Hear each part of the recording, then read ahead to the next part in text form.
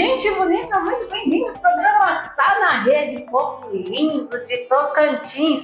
Que domingo maravilhoso, né, gente? Olha, para quem não me conhece, meu nome é Carol Nadi e eu estou aqui cobrindo nosso querido Rodrigo Oliver. Esteve em uma viagem internacional, mas o nosso querido Rodrigo já está no Brasil cumprindo a agenda, inclusive veio fazendo projetos sociais com o nosso querido Beisola da Grande Família, entrevista na Sônia Abrão, entrevista em diversos programas. Mas olha, semana que vem vai estar aqui pessoalmente contando as novidades, bate-papo, entrevista. Olha, a agenda dele está demais. E na exposição de arte, a nossa querida apresentadora Jussara esteve lá e vai conversar com os responsáveis desse evento.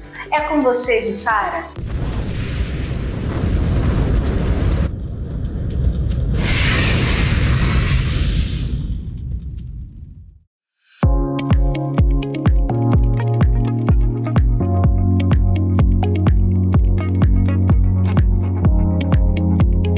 Olá, hoje estamos aqui num evento maravilhoso, Artes que Florescem, que nos convidam a refletir sobre a conexão entre saúde, bem-estar e florescimento humano. E não poderíamos deixar de entrevistar quem faz esse evento maravilhoso acontecer, os artistas. Vamos? Estamos aqui com Doris Dyer, artista visual e arquiteta. E agora eu quero saber se existe alguma obra sua que representa o renascimento ou florescimento pessoal. Sim, eu acho que desde que eu comecei a buscar as artes visuais, eu estava querendo buscar um renascimento pessoal. E é incrível, é como se você conhecesse um outro mundo. Eu sou arquiteta há 40 anos e há 10 anos entrei nas artes visuais. Então, é como se você renascesse sim, porque você está descobrindo outro mundo. A arte e a arquitetura andam juntos, mas são muito diferentes. Isso, para mim, significou bastante coisa.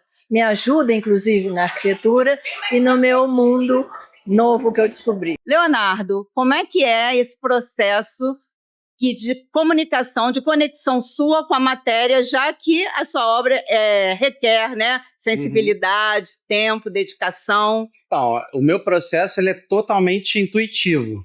Eu me inspiro na natureza, no dia a dia, na moda no geral, e é um processo intuitivo. Eu nunca fiz faculdade de design, eu sou formado em Direito, né? Então sempre eu era colecionador de pedras quando eu era pequeno e desenhava desde pequeno também. Sônia, em algum momento você utilizou da arte para sua autocura? Sim, isso é uma pergunta muito boa, porque eu acho o mundo muito impressionante, fascinante, e eu sou muito curiosa, e eu não tenho resposta para nada. Então, sabe, você querer abraçar tudo e não se conformar com até onde as respostas te levam. E quando eu pinto, eu sinto que alguma coisa me conecta. Isso salva a minha vida. Eu te digo, durante a pandemia, por exemplo, isso foi o meu elo entre eu e eu mesma. Porque aquilo me fazia companhia. Então, a arte, sim. A arte cura minha alma, me conecta com o divino. Eu pinto com água benta quando eu pinto a série dos divinos, que eu sou profundamente devota de Nossa Senhora. E eu costumo dizer para minha filha, minha fé é maior do que o meu medo. Então, às vezes a gente sente medo de tanta coisa, né, num mundo tão cheio de desafios. E quando eu estou pintando, eu sinto que essa paz me deixa confortável com a minha vida. Gabriela, eu sei que você é uma atriz, Sim. Mas como a pintura chegou na sua vida? Olha, a pintura, na verdade, chegou quando eu era muito novinha. Eu tinha mais ou menos uns 5 anos de idade e eu sempre fui muito tímida e eu não conseguia expressar, né, em palavras o que eu sentia. Então, a arte, o desenho, veio com essa maneira de eu colocar para fora o que eu estava sentindo. E com o tempo fui desenvolvendo, sempre eu brinco que o meu álbum de desenhos é como se fosse o meu diário, né? Porque é uma forma que eu tenho ali de me expressar todos os meus sentimentos. E na pandemia, na verdade, foi quando aflorou mais ainda. Como eu sou atriz, eu não estava podendo atuar nessa época e eu precisava me expressar. E aí foi aí que eu comprei um quadro e comecei realmente na área da pintura, que até então eu só desenhava com lápis de cor. Fátima, o que você espera que cada visitante leve consigo dessa linda exposição?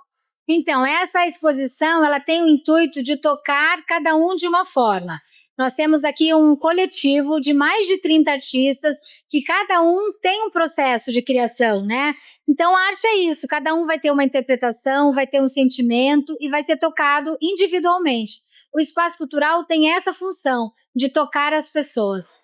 Karina, qual é o objetivo do Espaço Cultural Vogue Square? O espaço cultural, ele reflete um dos pilares do Vogue Square, que é o incentivo à cultura, ao entretenimento e trazer grandes artistas para cá, para a Barra da Tijuca, né? É um espaço aberto a todos. Esse foi mais um episódio do quadro Poder de uma Fênix, diretamente da exposição Artes que Florescem. Até a próxima semana. E quando fala em fama, já sabe, né, gente? 1 Minuto da Fama com Jorge Vão e Camila Fontinelli. Tá na rede, tá em qualquer lugar. Vem! Fala galera, tudo bem com vocês? Eu sou a Camila Fontinelli e tá no ar, tá na rede, tá em qualquer lugar. E hoje eu estou sozinha, galera. Eu vim assim encapuzada porque tava frio, né? Mas vocês sabem como é na praia, né? Mas vou falar pra vocês, eu estou sozinha porque o Jorge Vão e o John Gordo tá lá em São Paulo, viu? E vem novidades por aí. E aí, Jorge Vão, John Gordo, vocês estão por onde? O que vocês estão aprontando, hein? Fala, minha linda! Também já estou morrendo de saudade. Mas logo estaremos juntinhos de novo no comando desse super programa. Fala, Camilinha! Não podemos dar spoiler, mas tem muita coisa boa vindo por aí em nossa programação. E agora, Camilinha, 1 minuto de fama! Salve, irmão, beleza? Opa! Precisa de ajuda? Sim, sim. Você tá indo pra lá? Sim. Eu posso... Sim, sim, sim. Você é daqui mesmo? Ô, Alegre! Ô, Alegre! Você sumiu, pô! Você sumiu! Não é cego. Eu tava te procurando. Você não é cego não, mano? Não, pô, só queria uma ajuda, saber o nome dessa rua. Maluco louco da p... Opa, tudo bem? Você queria sentar?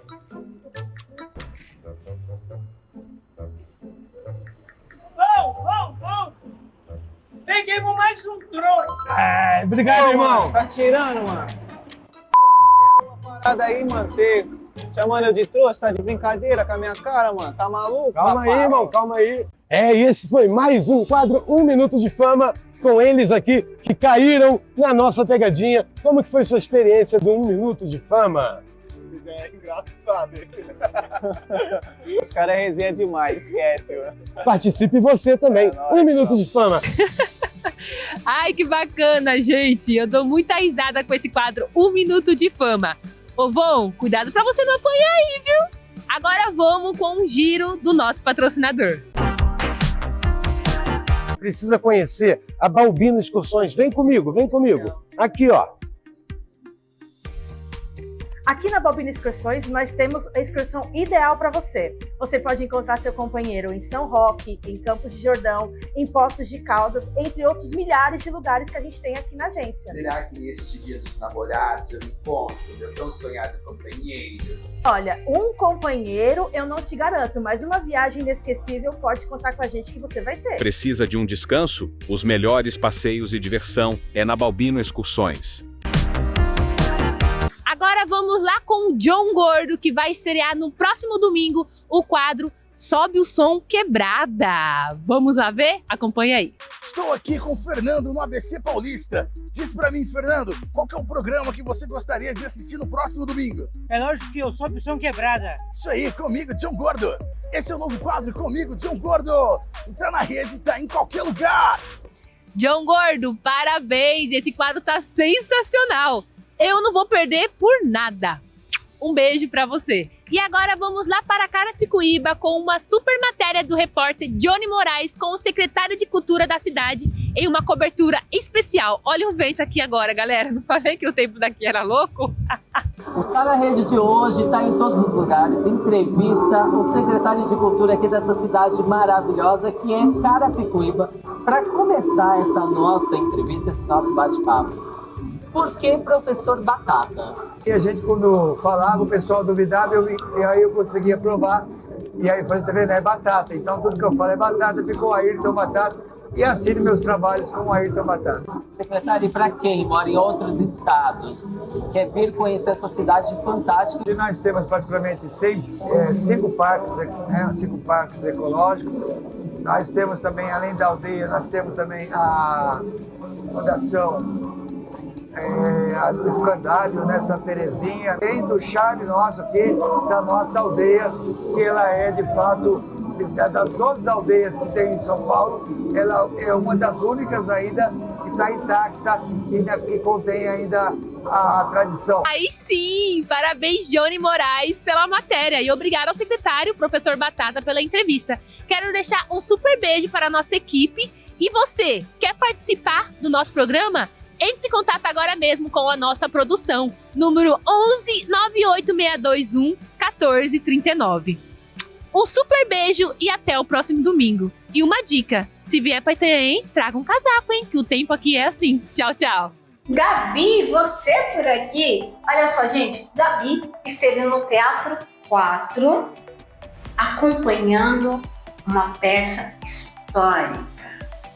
Agora, Inês é Mota, onde ela vai mostrar direção e elenco. Gabi, é com você! Bom dia, meus queridos. Como é que vocês estão nesse domingo maravilhoso? Por aqui tá tudo ótimo. Eu, Gabi Montarroios do quadro. Gabi, você por aqui? Estou aqui no Shopping da Gávea para mergulhar numa história incrível que atravessa os séculos. Uma história real, com um toque espiritual e também com umas pinceladas de humor. E a peça Agora Inês é Morta resgata a lenda de Inês de Castro de uma forma inusitada, contada por ela mesma, lá do além.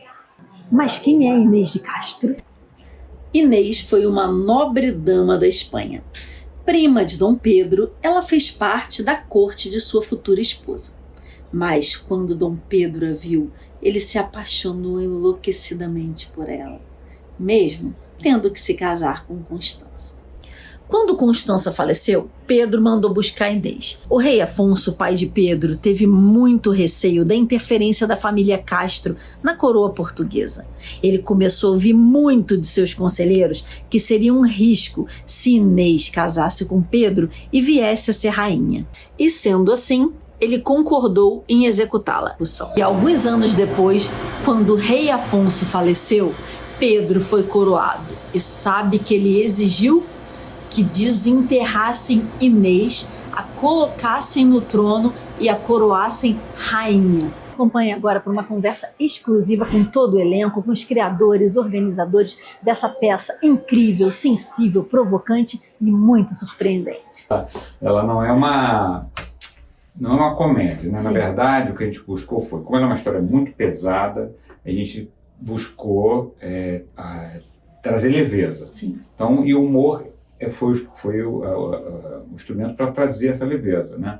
Para poder quebrar, né? Mas ela é muito densa, né? E às vezes muito divertida ao mesmo tempo, mas assim, eu não classificaria como uma comédia.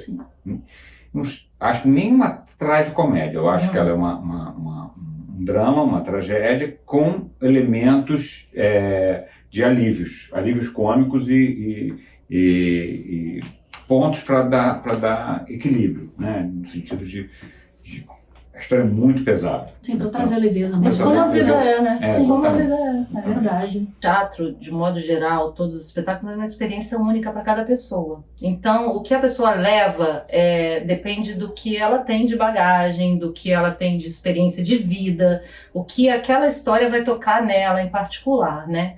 Então, essa como uma história que fala de, como o Cláudio falou, de vários assuntos da vida mesmo, mas traz a política, que a política também está na nossa vida diária, né? O amor, as relações pessoais e políticas. Então, eu acho que cada um acaba sentindo, né, de uma forma muito particular, né? Essa história vai pegar algumas pessoas pelo lado da tragédia, outros vai pegar pelo lado da história, outro pelo lado do amor, outro vai viajar para Portugal, vai para a época medieval. Então depende de cada um mesmo. Portugal tem muito orgulho dessa história, como sendo um Romeu e Julieta que realmente aconteceu, né? Então eles trabalham muito. Agora, com essa visão do Chico Xavier, com os personagens se encontrando, a pessoa acreditando ou não, é muito interessante você poder colocar os personagens discutindo aquilo que aconteceu lá no passado, né? Eu acho que é isso mesmo, é uma maratona emocional muito grande, né? Você sai com várias emoções. E também dessa dificuldade de a gente demonstrar esse amor grandioso, e de você perder esse amor, e essa dificuldade também de demonstrar as emoções todas, né? Sim. Eu não sei muito o que dizer. Não, tudo isso tudo. Tá ótimo. E vamos lá, Rosana. A peça mudou o seu olhar sobre a vida e sobre as relações? Nossa! Ela se mudou, me faz refletir, né? Me faz refletir. Por exemplo, uma coisa que eu estava pensando agora quando começou a entrevista, eu falei, gente, Inês, ela foi reconhecida depois de morta, né? A coisa que virou uma rainha depois de morta. Parece como se fosse aqueles grandes artistas que só têm sucesso depois que morreu, que é reverenciado depois que morreu, né? Mudou talvez os preconceitos em relação a fazer uma peça que seja considerada espírita, né? Teatro espírita. Eu acho que mudou talvez certos tabus, né? Mas eu amo fazer. Eu amo fazer e eu gosto de trazer a morte pro palco, discutir essas relações da morte, porque eu acho que as pessoas, é a única certeza que a gente tem na vida, e as pessoas não falam sobre isso, assim, evitam, né? Evitam! E aí fica tudo mais difícil, eu acho, quando você não encara, né? Sim. E a gente tá sempre mudando o tempo todo, né? Então o que mudou? Deve ter mudado muita coisa. Eu compus a trilha sonora toda em viola caipira, que é um instrumento da época, né? Um instrumento medieval. E é isso. Muito legal, né? Um beijo enorme e até semana que vem. E não é Mara de hoje? Gente, bebê reborn, um novo fenômeno tão falado, bebê reborn. O que será que acontece por trás desse novo fenômeno, né? E não é Mara de hoje, ela vai mostrar o que está por trás dessa tendência curiosa. Mara, mostra, é com você. Muito obrigada. E o Mara de hoje traz um assunto que está rendendo bastantes comentários nas redes sociais. É isso mesmo, gente. Existem algumas situações que causam, no mínimo, um estranhamento, e a gente precisa falar sobre esses assuntos e debater aqui com vocês. Enfim, se está nas redes sociais, se está bombando, você vai ver esse assunto aqui. E hoje nós vamos falar sobre os bebês reborns. Essa nova tendência das pessoas adotarem, né, os bebês, os bonecos, como se fossem seus próprios filhos. Nós já trouxemos aqui em programas anteriores uma tendência sobre as pessoas deixarem de ter filhos e criarem animais, né, os pets, como se fossem os próprios filhos. Na verdade, eles consideram, sim, o pet como seus filhos. E se dedicam, dão amor, dão carinho e recebem, claro, o amor de volta. Mas agora nós estamos falando sobre bebês, bonecos, né, que não têm sentimento, a não ser o sentimento que aquela pessoa que adota esse boneco transfere para ele é um ser inanimado, ele não tem esse sentimento. Mas ainda assim, está movimentando bastante a vida de algumas pessoas e as redes sociais. Alguns influenciadores bastante famosos, figuras públicas e até pessoas que têm uma vida que a gente considera comum, estão optando por criar esses bebês como filhos, né? Nós vimos esses dias nas redes sociais as pessoas levando os bebês até o médico, né? Sentindo que esses bebês não estavam bem, precisavam de um cuidado médico. Nós temos visto também as pessoas falando sobre a possibilidade de uma guarda, no caso de separação. Enfim, é exatamente como acontece com uma criança, né? Uma criança de verdade, que nasce ali do ventre, né? Um ser humano. E aí vem muito questionamento, né? Esses questionamentos, eles vêm principalmente porque algumas pessoas têm bastante dificuldade de entender. É claro que você vai poder dar sua opinião aqui. E é por isso que existe esse QR Code aí na tela do seu celular. Eu quero ouvir sua opinião, para que você possa acessar, tá? E entrar em contato comigo nas redes sociais para a gente poder continuar debatendo o tema. Você dá a sua opinião, tá? Tira um print. Eu vou tirar um print e vou colocar nos stories a sua opinião e vou te marcar, ok? As opiniões mais importantes e relevantes. Mas eu quero que você, agora, reflita comigo. As mulheres, né, existe uma tendência natural de que nós, no nosso crescimento e desenvolvimento, a gente já se apega aos bonecos como filhos, né? A gente faz aquele faz de conta, é muito natural nas brincadeiras, na infância, esse faz de conta, e até bastante saudável. Quando a gente passa para a vida adulta, isso pode ser de alguma forma questionável, né? Porque a gente tende a viver a vida um pouco mais prática e deixar de lado um pouquinho faz de conta. É claro que um pouquinho de faz de conta na vida da gente, alegria, diversão faz muito bem, mas até que ponto esse faz de conta pode realmente ser considerado prejudicial? Gente, como é um assunto polêmico, né, e recente, ainda não existem estudos científicos que falam exatamente sobre esse assunto. Eu não vou poder trazer aqui uma resposta científica para vocês. Vou poder trazer, sim, uma reflexão. Por que vocês acreditam, gente, que essas pessoas estão dedicando tanto amor a um boneco, né? Há quem diga, por exemplo, que é a dificuldade de se comprometer.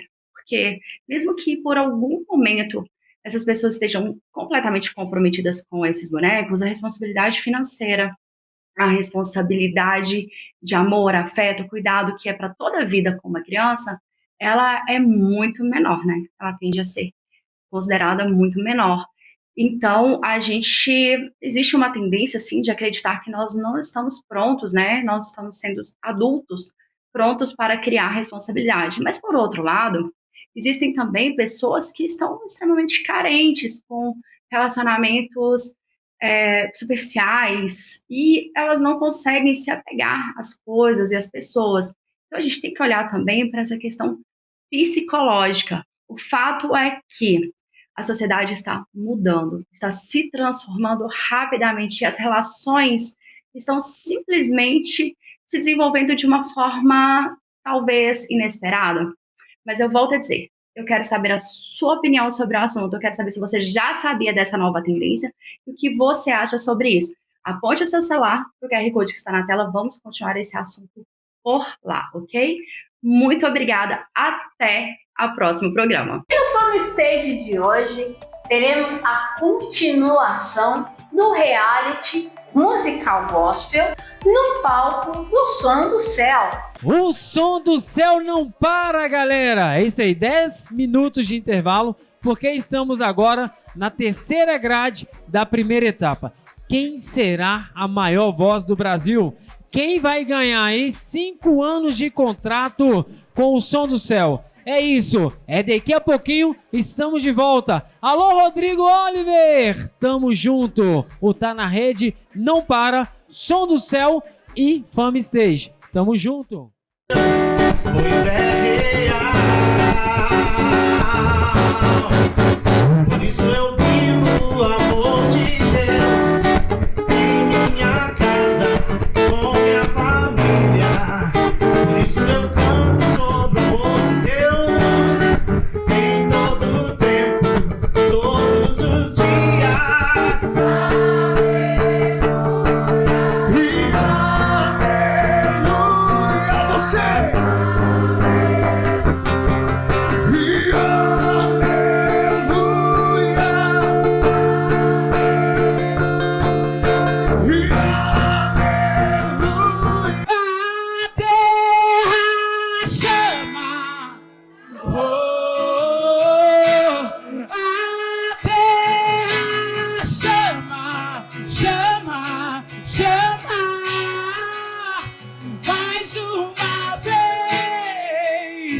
O Senhor é Deus, canta Israel.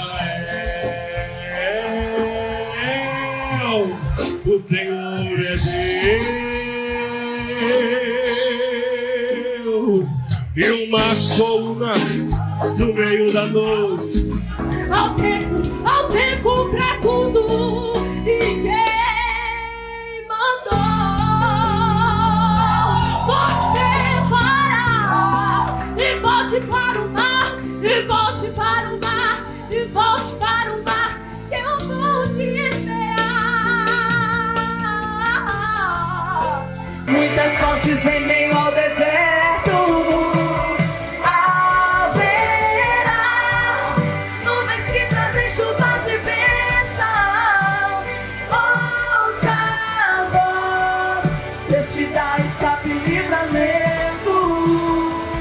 Deus que te proteja, Deus que te abençoe. Eu navego nesse mar, com Jesus é minha canoa. O mundo em que vivemos está um absurdo. O governo não faz nada, eles fingem que são surdos. É por isso que eu amo, é por isso que eu oro. Eu peço ao meu Senhor, ajoelho e imploro. Pois ao me diz, Senhor, aqui eu quero reconstruir.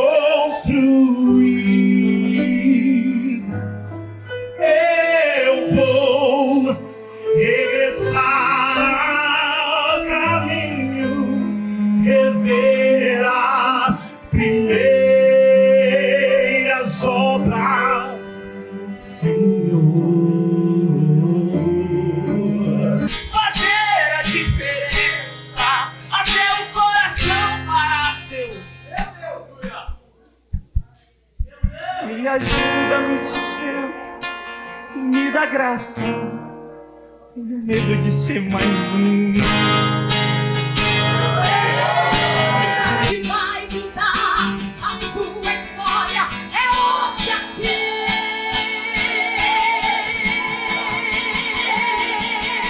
Quando Deus quer fazer, ninguém pode parar. Quando manda mensagem, faz profeta entregar, faz a nuvem descer, faz a água subir. Sabe quantos grãos de areia tem no oceano?